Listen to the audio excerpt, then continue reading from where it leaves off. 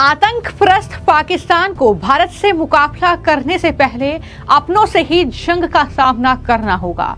पाकिस्तान से लेकर बलूचिस्तान तक वहां की सरकार और आर्मी के खिलाफ लोगों ने मोर्चा खोल दिया है और जंग के हालात में भारत को समर्थन देने की बात अब बलूचिस्तान के लोगों ने कर दी है। बड़ी खबर यह है कि पाकिस्तान के अंदरूनी हालात लगातार बिगड़ते जा रहे हैं। पाकिस्तान के सेना प्रमुख जनरल असीम मुनीर और बलूचिस्तान के पूर्व सीएम के बीच अब आर पार की जंग शुरू हो गई है।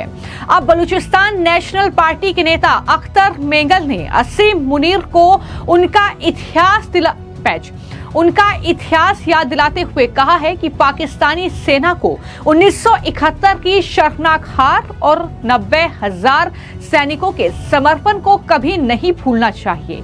90,000 फौजियों के न सिर्फ हथियार बल्कि उनकी पतलूनें आज भी वहां पर टंगी हुई है।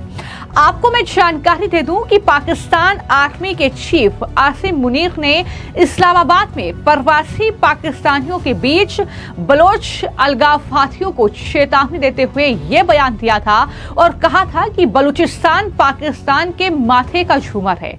हम वो करेंगे जो अगली 10 नस्लें भी इससे अलग नहीं कर पाएगी।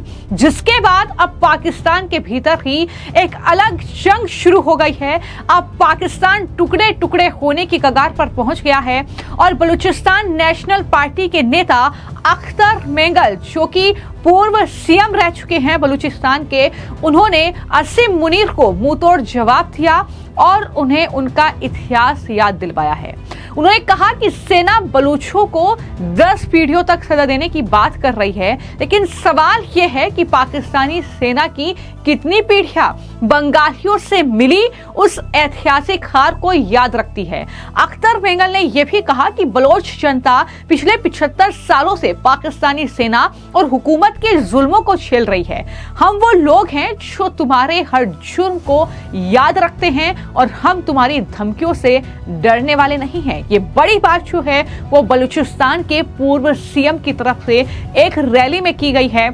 बलूचिस्तान में ये रैली थी, वहां पर कितने लोग मौजूद थे आप तस्वीरों में देख सकते हैं। और जैसा कि मैंने बताया था कि बलूचिस्तान जो कि भारत का हिस्सा था, लेकिन पाकिस्तान ने उस पर कब्जा किया और किस तरीके से अब बलूचिस्तान के लोग जो है एक अलग देश की मांग लगातार कर रहे हैं। वो पाकिस्तान से आजादी चाहते हैं। वहां पर लगातार रैलियां निकलती हैं। पाकिस्तान की शहबाज शरीफ सरकार, वहां की सेना के खिलाफ ये लोग सड़कों पर उतरते हैं, आजादी आजादी के नारे लगाते हैं और कहते हैं कि पाकिस्तान जो है वो जुल्म कर रहा है, पाकिस्तान एक जुल्मी देश है। इस तरीके की बातें भी उनके जरिए लगातार कही गई है।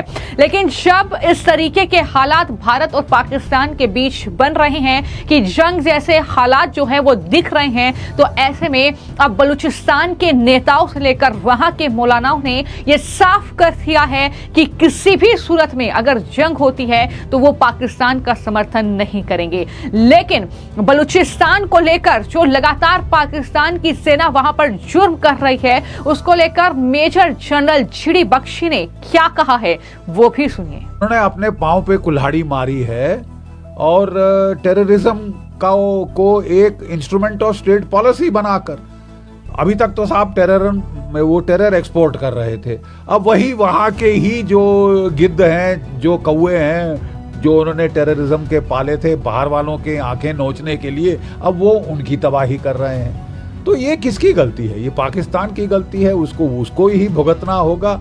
उसका बाहर के देश तो कोई इलाज नहीं कर सकते ना साहब। इसमें भारत का क्या लेना देना?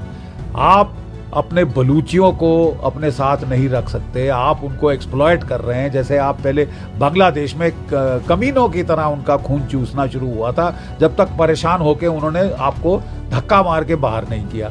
बलूचिस्तान में वही कर रहे हैं, सिंधु देश में वही कर रहे हैं, पीओके में वही कर रहे हैं, गिलगिट बाल्टिस्तान में वही कर रहे हैं। अपनी शिया आबादी को परेशान कर रहे हैं। ये पाकिस्तानी पंजाब के लोग, जो कि हार्टलैंड है पाकिस्तान की आइडियोलॉजी का, बन गया है, अपने आप को बना के बैठा है और तशद्दुद दे रहे हैं अपने सारे आवाम को। और अगर वो आवाम उठ खड़ा हुआ है तो ये आवाम और पाकिस्तान की फौज, पाकिस्तान की एएसआई और उनकी सरकार के बीच की मामलात है। इसमें तीसरा कोई दखल नहीं दे सकता। तो यहाँ पर आपने मेजर जनरल चिड़ी बख्शी को सुना, जो साफ तौर पर यह कह रहे हैं कि किस तरीके से पाकिस्तान की जो आर्मी है वो अपने ही लोगों के लिए किस तरीके से जो है उन पर अत्याचार कर रही है। ये तमाम बातें उन्होंने कही। लेकिन अख्तर मेंगल की जो ये प्रतिक्रिया है, जो वो असीम मुनीर को उनका इतिहास याद दिला रहे हैं और बता रहे हैं कि 90,000 फौजों की जो पतलूनें हैं वो आज भी टंगी हुई है। और ये जो बयान है उनका सिर्फ राजनीतिक टिप्पणी नहीं, बल्कि पाकिस्तान के अंदरूनी फूट और सेना के दमनकारी रवैये की परतें उधेड़ने के लिए ये जो बयान है जो बलूचिस्तान से आ रहा है वो काफी है। ऐसे वक्त में जब भारत में आतंकी हमलों को लेकर पाकिस्तान पर लगातार उंगलियां उठ रही है, तब बलोच के नेता की ये चेतावनी पाकिस्तान सत्ता के लिए एक गहरी चुनौती बनकर उभर सकती है।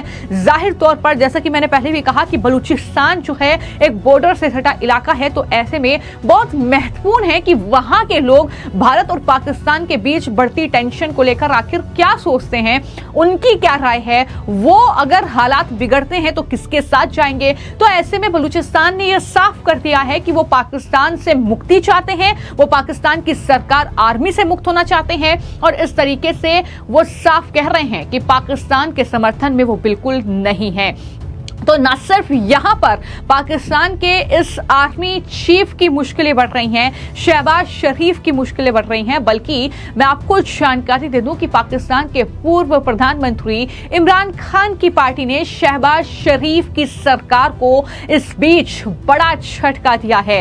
यानी जहां पर शहबाज शरीफ की कोशिश ये है कि भारत के साथ जो टेंशन बढ़ रही है, उस बीच तमाम पार्टी के नेता, तमाम पाकिस्तान और बलूचिस्तान की जनता मुझे समर्थन करे, लेकिन यहां पर एक के बाद एक कहीं ना कहीं उन्हें बड़े झटके लग रहे हैं, क्योंकि अब इमरान खान की पार्टी ने बैठक में शामिल होने का निमंत्रण जो उन्हें मिला था, उस निमंत्रण को उन्होंने ठुकरा दिया है। यानी जो पीटीआई है, इमरान खान की पार्टी, वो दरअसल शहबाज शरीफ ने जो बैठक बुलाई है उसमें शामिल नहीं होगी।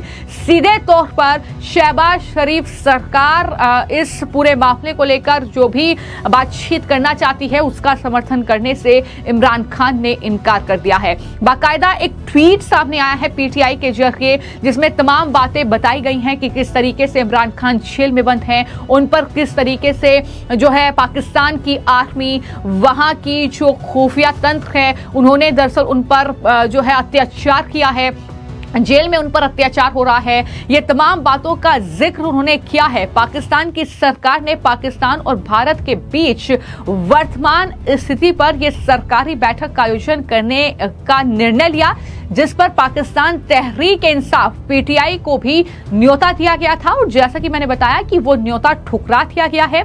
इमरान खान की पार्टी ने तो बैठक के न्योते को ठुकराते हुए आतंकवाद की भी कड़ी निंदा की है। जी हां, उन्होंने इस बैठक के माध्यम से राष्ट्रीय सहमति बनाने का कोई गंभीर प्रयास दिखाई नहीं दे रहा है, ये कहते हुए ये साफ तौर पर कहा कि आतंकवाद की हम निंदा करते हैं, राष्ट्रीय एकता, एकजुटता और आंतरिक स्थिरता की जरूरत जो है इस देश को है। ये तमाम बातें उनकी तरफ से कही गई हैं।